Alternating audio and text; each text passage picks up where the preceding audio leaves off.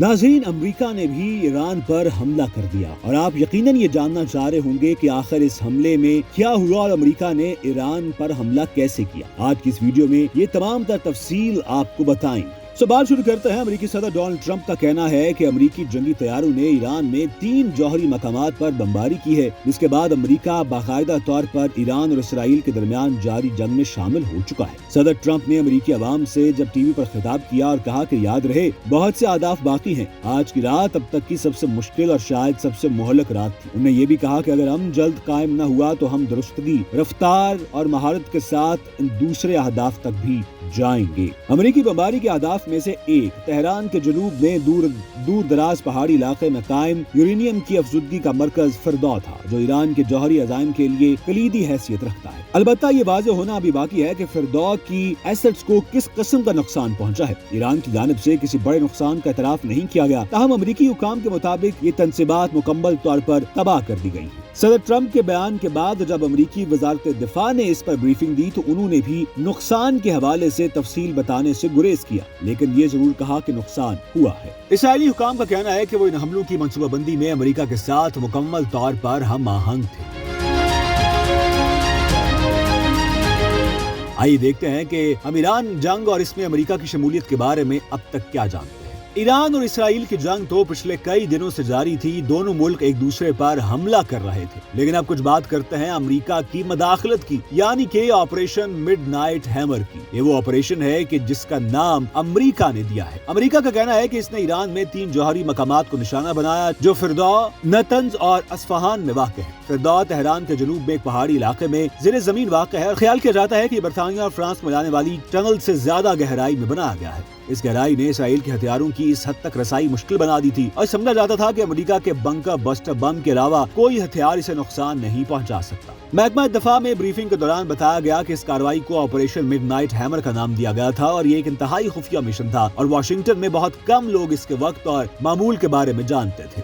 ان کے مطابق صرف چند منصوبہ ساز اور اہم رہنماؤں کو اس بارے میں مطلع کیا گیا تھا۔ جنرل کین کا کہنا تھا کہ یہ امریکہ کی تاریخ کا سب سے بڑا B-2 آپریشنل حملہ تھا۔ امریکی جرنیل کے مطابق اس حملے میں 75 میزائل اور بم داغے گئے، جن میں 2 درجن سے زیادہ میزائلوں کے علاوہ 14 SMPO بنکر بسٹر بم بھی شامل تھے، جن کا آپریشنل استعمال پہلی مرتبہ کیا گیا۔ جی ہاں، ماہرین کے مطابق اس بم کا وزن 13,000 کلو گرام اور یہ پھٹنے سے تقریباً ہر جگہ 18 میٹر اور عام زمین میں 61 میٹر تک گھس سکتا ہے۔ خیال رہے کہ فردو کی سرنگیں سطح زمین سے 80 سے 90 میٹر نیچے ہیں، اس لیے بنکر بسٹر کے حملے کے کامیاب ہونے کی حتمی ضمانت نہیں دی جا سکتی، لیکن یہ واحد بم ہے جو ان کے قریب بھی پہنچ سکتا ہے۔ جنرل کین کے مطابق اس مشن میں 7 B-2 بمبار طیارے شامل تھے، جنہوں نے ہدف تک پہنچنے کے لیے 18 گھنٹے کی پرواز کی، اور جب یہ بمبار طیارے ایرانی ایئر سپیس میں پہنچے تو ایک امریکی آبدوز نے 2 درجن سے زیادہ ٹوماہاک میزائل اصفہان کی جوہری تنصیب کے اہم اہداف پر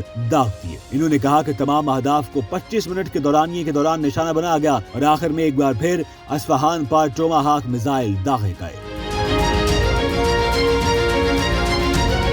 انہوں نے دعویٰ کیا کہ اس پوری کارروائی کے دوران ایران کی جانب سے امریکی طیاروں کو کسی قسم کی مزاحمت کا سامنا نہیں کرنا پڑا۔ بظاہر ایران کے زمین سے فضا میں مار کرنے والے میزائلوں نے ہمیں نہیں دیکھا۔ اسی لیے کہا جاتا ہے کہ ایسا لگتا ہے کہ ایران کی ایئر فورس مکمل طور پر ڈسمینٹل ہو چکی ہے۔ انہوں نے یہ بھی کہا کہ مشن کے دوران امریکہ کو ایسے کسی بھی واقعے کے بارے میں نہیں معلوم جس میں امریکی طیاروں پر فائرنگ کی گئی۔ اب کچھ بات کرتے ہیں کہ ایران میں امریکی حملے سے کیا نقصان ہوا ہے۔ اگرچہ امریکی حکام حملوں کو مکمل کامیاب قرار دیتے ہوئے دعوے کر رہے ہیں کہ فردو کی تنصیبات کو تباہ کر دیا گیا ہے، لیکن تاحال یہ واضح نہیں ہو سکا کہ تینوں جوہری تنصیبات پر امریکی حملے سے کیا نقصان ہوا ہے۔ امریکہ کے وزیر دفاع کا کہنا تھا کہ امریکی حملے میں ایرانی جوہری تنصیبات کو پہنچنے والے نقصان کا جائزہ لیا جا رہا ہے، لیکن ابتدائی اندازے یہی ہیں کہ ہمارا ہدف پر درست نشانہ لگانے والا گولہ بارود وہیں گرا جہاں ہم اسے نشانہ لگانا چاہتے تھے اور اس سے مطلوبہ نتائج حاصل ہوئے ہیں۔ امریکہ سمجھتا ہے کہ اس نے فردو کی جوہری تنصیبات کو تباہ کر دیا ہے جو اس کا مرکزی ہدف تھا، لیکن ایک سوال کے جواب میں ان کا کہنا تھا کہ قبل از وقت ہے کہ آیا ایران اب بھی جوہری صلاحیت رکھتا ہے یا نہیں۔ ان کا یہ بھی کہنا تھا کہ نقصان کے حتمی جائزے میں وقت لگے گا، لیکن ابتدائی جائزے سے پتہ چلتا ہے کہ तीनों तंजीबात को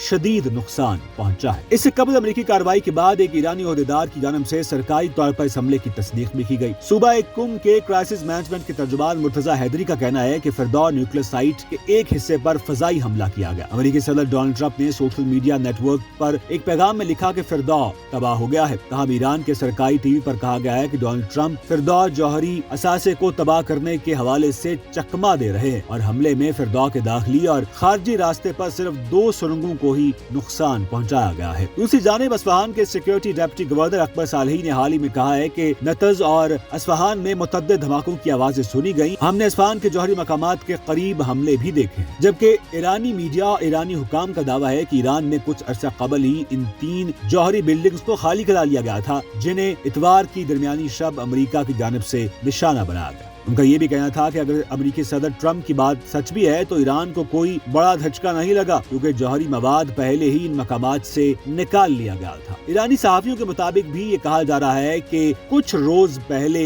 फिरदौ के आसपास काफी हैवी मूवमेंट देखी गई थी और ये लग रहा था कि किसी चीज को कहीं से शिफ्ट किया जा रहा है।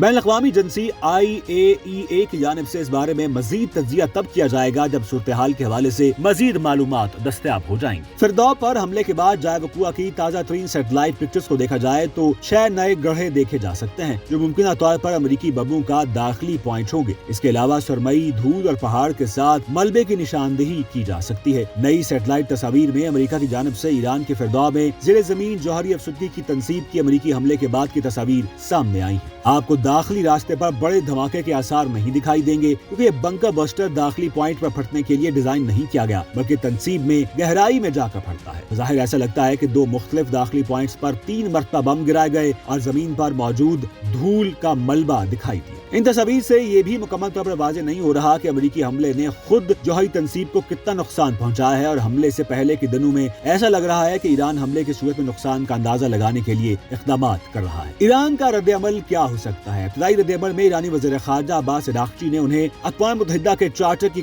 खुल्ला खिलाफवर्जी करार दिया और कहा कि ईरान अपनी खुद मुख्तारी, मफादात और अवाम के दिफा का हक महफूज रखता है और ईरान यकीनन जवाब देगा। अक़वाम मुत्तहिदा में होने वाले सलामती कौंसिल के इजलास में भी ईरान का मौक़िफ़ यही था कि वो यकीनन अमेरिका को जवाब देगा। अब मुस्तक़बिल में क्या होगा, इसके लिए हमें थोड़ा सा इंतजार जरूर करना पड़ेगा, लेकिन अभी तक अमेरिकी हमला कामयाब हुआ है या नाकाम, इसका अंदाजा नहीं लगाया जा सकता। हाँ, दोनों जानिब से दावे जरूर किए गए हैं।